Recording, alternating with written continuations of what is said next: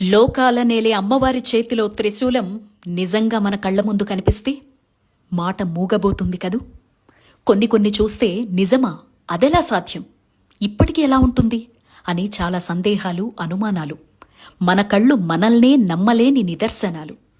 మహిషాసురుణ్ణి అమ్మవారు సంహరించిన త్రిశూలం చూస్తారా? రండి చూపిస్తా.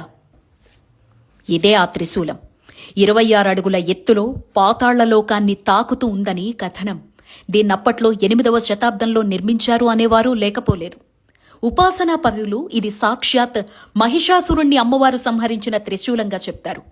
ఇది ఉత్తరాఖండ్ రాష్ట్రంలో చార్ధామ్ యాత్రలో భాగంగా యమునోత్రి నుంచి గంగోత్రికి వెళ్లేటువంటి మార్గంలో ఉన్న ఉత్తర కాశీలో అత్యంత పురాతనమైన కాశీ విశ్వనాథుడి మందిరంలో ఉంటుంది.